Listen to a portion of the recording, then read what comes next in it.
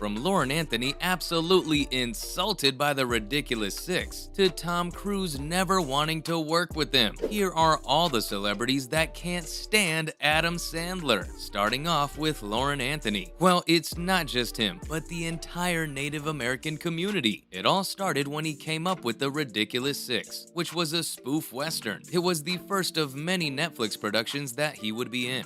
Bob, everyone's like, oh, where do you get the tuxedo? Every time I come out of the trailer with the tuxedo, you just see wardrobe going, ooh. Sandler played a Native American foster child who meets his real father, played by Nick Nolte, and finds out he has half-brothers who are all people of color. Yep, he went there. Even though the movie has a strange cast, including Harvey Keitel, Steve Zahn, Vanilla Ice, Will Forte, and even Terry Crews and Taylor Lautner, it got a shockingly low score of 0% on Rotten Tomatoes. Many people didn't like the movie because they thought it was racist and full of bad jokes based on insulting generations of tradition. People were outraged, and rightfully so. Indian Country Today says that nearly a dozen Native American extras, including Lauren Anthony and the Native Culture Advisor, left the set to protest the movie's lowbrow jokes and inaccurate costumes. In answer to the backlash, the creator said that the movie was called ridiculous for a reason. It makes fun of Hollywood and the stereotypes it spread, and everyone in the group gets the joke. With such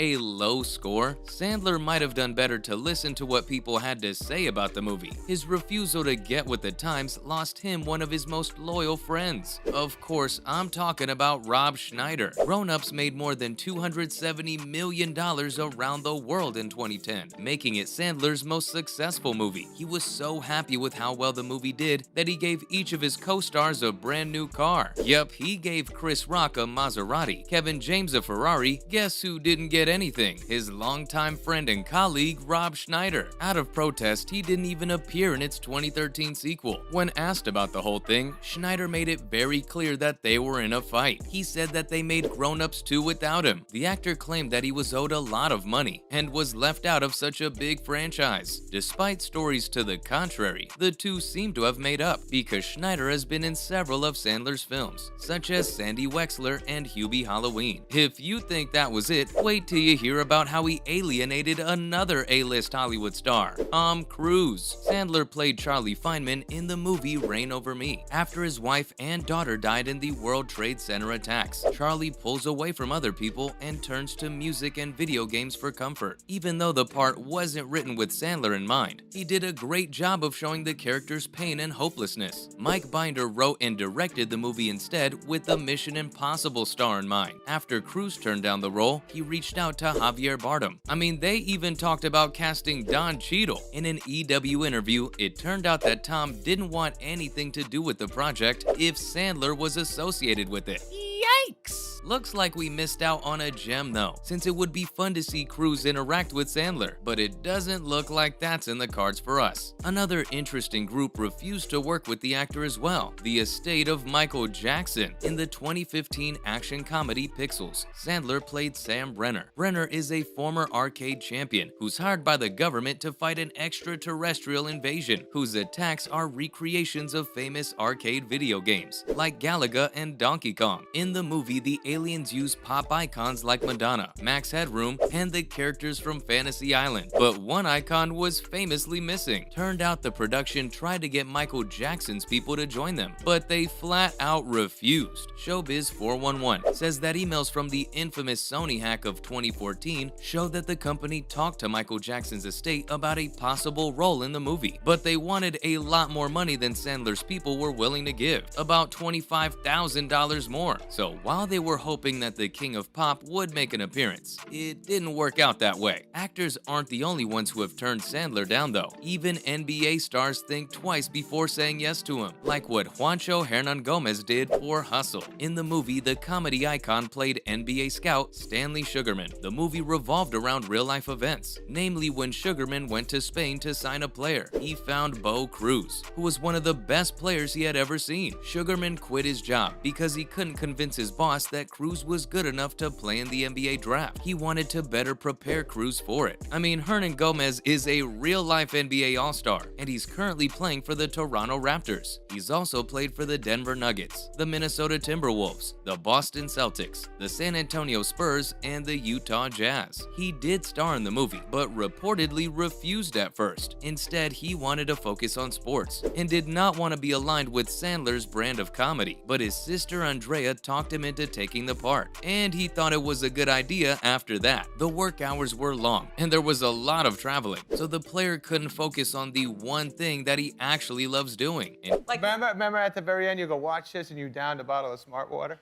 You really did. Wow, even back then. Here's one of the biggest controversies of his career, and it all happened on the sets of Happy Gilmore. After Billy Madison was a big hit, Adam made the classic sports comedy Happy Gilmore. Happy Gilmore failed to make it as an ice hockey player, but he does well as a professional golfer. One of Gilmore's competitors, Shooter McGavin, doesn't like the way he acts and tries to get him off the track by being dishonest. Christopher McDonald's role as Shooter, for which he's still known all over the world, is one of the most famous parts of his career, but it almost didn't happen. In an interview, McDonald explained why he turned down the job at first and talked about who was responsible for. Apparently, like most other actors in the industry, he wasn't very comfortable with Sandler's style of comedy, and like everyone else, did not want to be associated with him. But I'm glad that he did, because he was such an icon. Speaking of icons, Kevin Costner can't stand the actor either. When McDonald turned down the lead role of Shooter McGavin in Happy Gilmore, the company started looking for someone else to play the role. The studio chose to go for broke, so they called Kevin Costner, a well-known sports actor whose films include American Flyers, Bull Durham, and Field of Dreams. It would make sense to cast Costner as a golfer, but he was instead working on a movie about golf that he called Tin Cup. Costner was nominated for a Golden Globe for his role as Roy McAvoy in that movie, so it's likely for the best that he did not go with Happy Gilmore. Costner went on to act in a lot of sports films and thought this one wasn't serious enough. Of course, that makes sense, right? Since it was a Sandler production. Finally, I've got the amazing Kathy Bates. The Waterboy was Sandler's second sports comedy after Happy Gilmore. The Waterboy's mother was played by the Oscar winner Kathy Bates, but it almost didn't happen, all because her agent didn't like the story, but they made an offer she could not refuse. Once the actress got to the script herself, she was furious. After reading the first 12 pages, she knew it was a waste of time since it was so badly written and had nothing to do with football. The good news is that Bates' niece read the plot and was a fan of the comedian. She was able to convince Bates to reread the script, but she didn't have the best time on the set, all because Sandler isn't the most mature person to work with. On that note, that's all I have on celebrities who can't stand Adam Sandler. Thanks for watching, and I'll see you next time.